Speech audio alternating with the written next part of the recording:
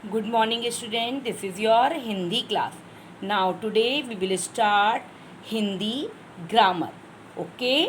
Hindi grammar में आप सब बच्चे take out your Hindi grammar books and open the chapter number 1 भाषा. Okay? Now today we will start in Hindi grammar chapter 1 भाषा. भाषा क्या होती है? देखिए, अपनी बात कहना, दूसरों की सुनना, सुनकर समझना, फिर बात करना ही क्या कहलाता है? भाषा कहलाती है. अपनी बात जब हम किसी से कुछ कहते हैं, उसकी दूसरे की सुनते हैं और सुनकर हम उसकी बात समझते हैं कि वो क्या कह रहा है, फिर बात करते हैं तो वो क्या कहलाती है? भाषा कहलाती है.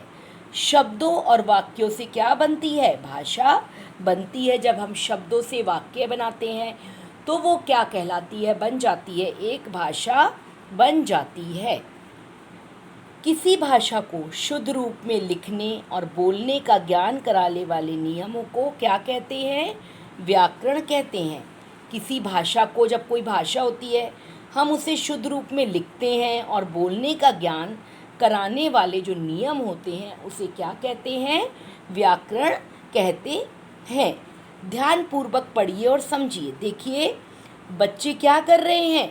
एक दूसरे से बातचीत कर रहे हैं. बच्चे क्या कर रहे हैं? एक दूसरे से बातचीत कर रहे हैं. शिष्टाचार. अध्यापिका बच्चों को शिष्टाचार के विषय में समझा रही है. यहाँ अध्यापिका देखिए ब्लैक बोर्ड पे बच्चों को शिष्टाचार के विषय में समझा रही है कि शिष्टाचार क्या होता है. लिखना और सुनना. यहाँ क्या हो रहा है? अध्यापिका लिख रही है. क्या कर रही है अध्यापिका? लिख रही है. और यहाँ पर बच्चे क्या कर रहे हैं? बच्चे गाना सुन रहे हैं. क्या कर रहे हैं बच्चे? गाना सुन रहे हैं.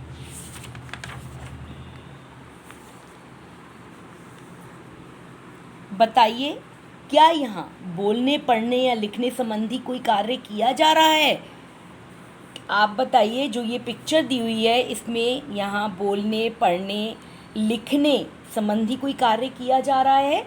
नहीं, यहाँ ऐसा कोई भी कार्य नहीं हो रहा. जहाँ बोलने, पढ़ने व लिखने संबंधी कोई कार्य ना किया जाए वहाँ भाषा नहीं होती. इसका मतलब क्या है? जब यहाँ पर कोई भी बोलने, पढ़ने या लिखने संबंधी कोई कार्य नहीं हो रहा है तो यहाँ कोई भाषा नहीं है. हमें जब भी अपनी बात किसी को बतानी होती है या किसी की बात सुननी, समझनी होती है तो हम भाषा का ही सहारा लेते हैं. क्या है? जब हमें किसी को अपनी कोई बात बताते हैं या किसी की बात कोई हम किसी से सुनते समझते हैं तो हम किसका सहारा लेंगे? भाषा का ही सहारा लेंगे. अब जैसे आपको अगर मैं कुछ समझाऊंगी तो मैं किसका सहारा लूँगी? भाषा का सहारा लूँगी. और आप भी मुझे जब उसका जवाब देंगे तो आप किस जो बोलेंगे वो क्या कहलाएगी? आपकी भाषा कहलाएगी. आप उसमें भाषा का ही इस्तेमाल करेंगे. अगर आपको मुझे एक उत्तर भी देना है या मुझसे कुछ पूछना है तो आप किसका सहारा लेंगे? भाषा का सहारा लेंगे.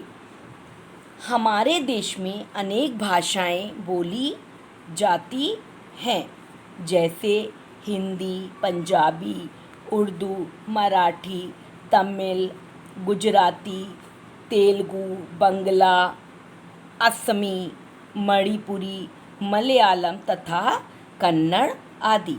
हमारे देश में क्या है? आपको पता है, बहुत सारी भाषाएं बोली जाती हैं. जैसे हिंदी, पंजाब में पंजाबी बोली जाती है. जो मुस्लिम होते हैं वो उर्दू बोलते हैं. महाराष्ट्र में मराठी बोली जाती है.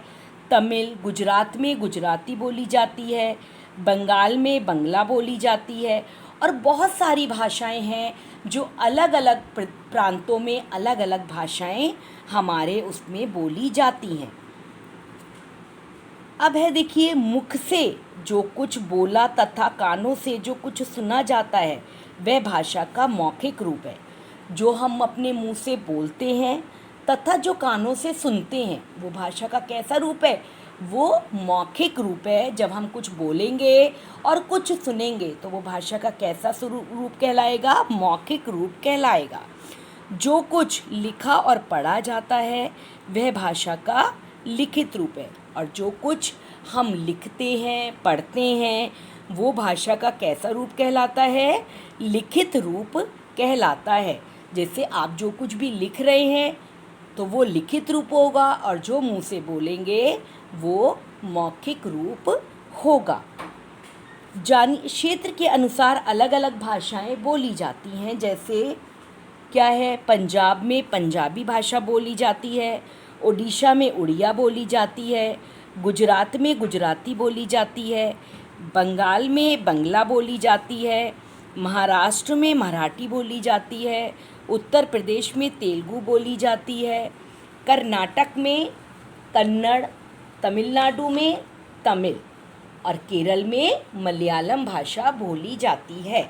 तो जो अलग अलग प्रांत अलग अलग जगह हैं तो वहाँ उसी के हिसाब से वहाँ की भाषाएं भी अलग अलग हैं। उत्तर प्रदेश, मध्य प्रदेश, हरियाणा, राजस्थान, झारखंड, उत्तराखंड, छत्तीसगढ़ और बिहार में प्रमुख रूप से हिंदी बोली जाती है।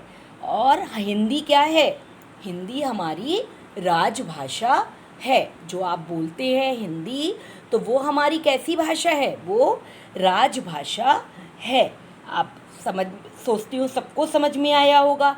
जो हम मुख से बोलते हैं और जो कानों से सुनते हैं वो भाषा का कैसा रूप होता है? वो मौखिक रूप होता है। और जो कुछ लिखते हैं और पढ़ा जाता है वह भाषा का कैसा रूप है? वो लिखित रूप है।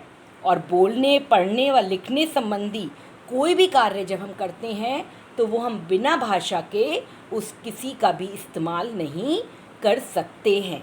तो इसलिए भाषा हमारे, जो भी हम किसी को दूसरे की बात सुनने, अपनी बात समझाने के लिए हम फिर जो बात करते हैं वो क्या कहलाती है? भाषा कहलाती है। ओके, आप लोगों को सबको समझ आया होगा। कृपया घर पे भी ये पाठ अपना पढ़ेंगे। Okay, thank you and have a nice day.